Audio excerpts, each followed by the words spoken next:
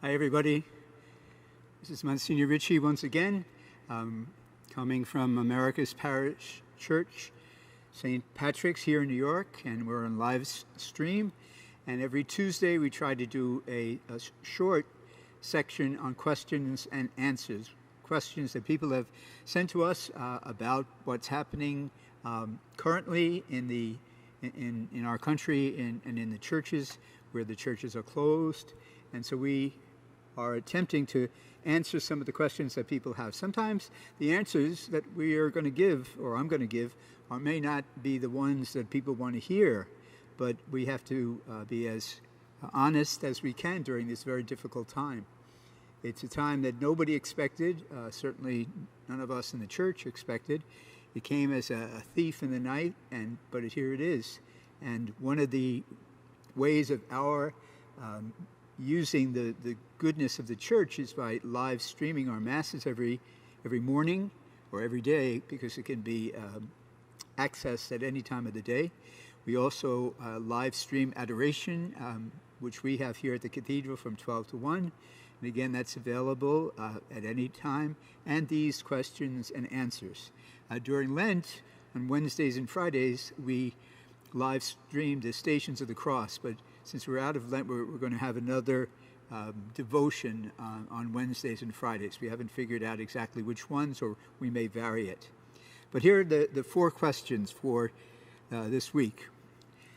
The first question is a difficult one, and it came from a person who is of great faith and feels very intently and immensely the inability to receive Holy Communion. And certainly all of us who are believers, all of us who understand the importance of receiving the body and blood of Christ, whenever we come to church, whenever we come to the celebration of Mass, it's a very important part of who we are as Catholics and as people of God.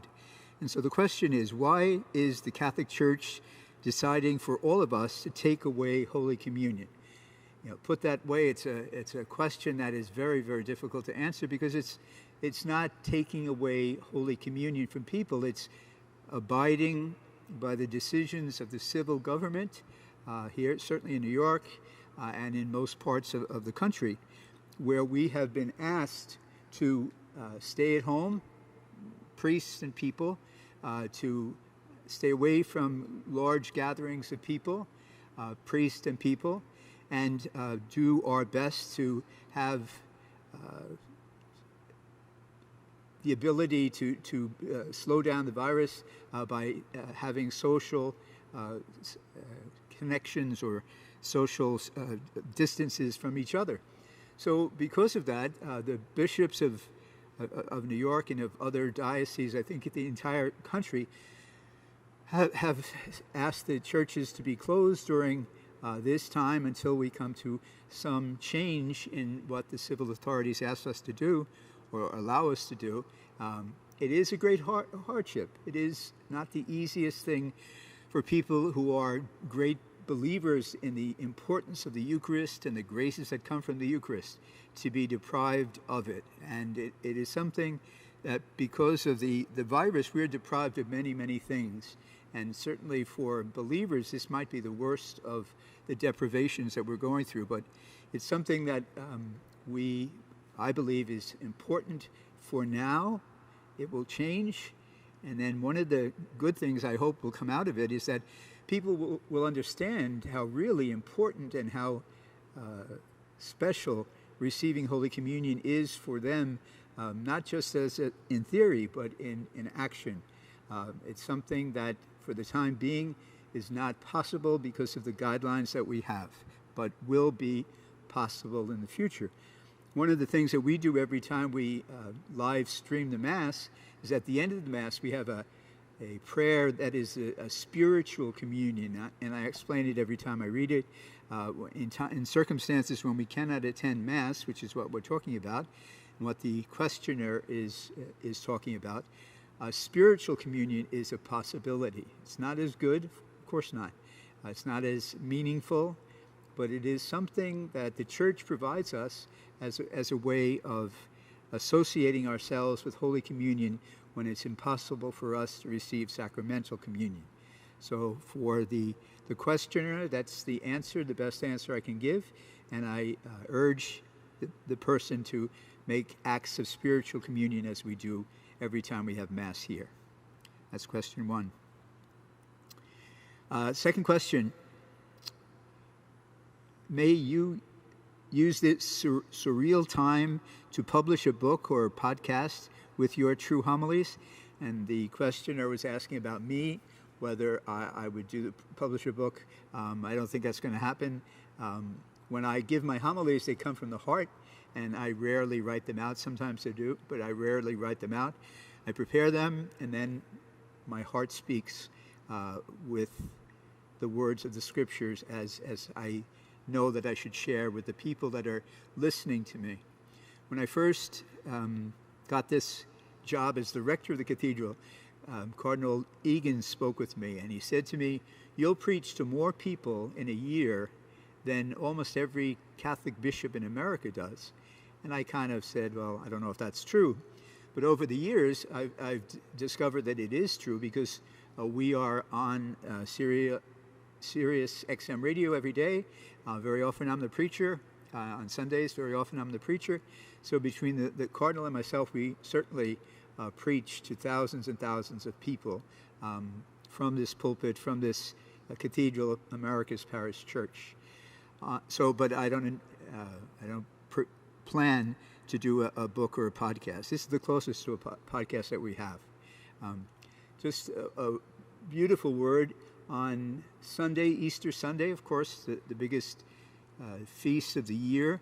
We live streamed the Mass here from the parish, and on our live stream, 250,000 people were watching for the Easter Mass. In addition to us, there was the Catholic Faith Network also streaming it at different times, and WPIX here in New York, and affiliated stations in other parts of the country were also broadcasting the Mass. So we don't know the bottom number, but we start off with a huge number to start out with. So it's a great contribution that we are trying to make to all of the people of America in sharing the Mass here with you. Third question. Are you going to keep your question and answer program after we come back, after things come back to normal? Well, we haven't thought about that yet, but that's something that I'll be thinking about and praying on, and asking the Lord to tell my heart what's the best thing for us to do. But so it is a possibility. And the last question is the $64,000 question. You can tell my age by my using an expression like that, but it's certainly the question that is on everybody's mind. It's a question that there's no answer to yet, and the question is, when will we be able to fly to New York City and attend this parish of St. Patrick's? Well, your guess is as good as mine. All you have to do is turn on the TV or the radio or look in the papers, and there are all sorts of dates that are put out by different people, some with authority, some without authority. We do not know.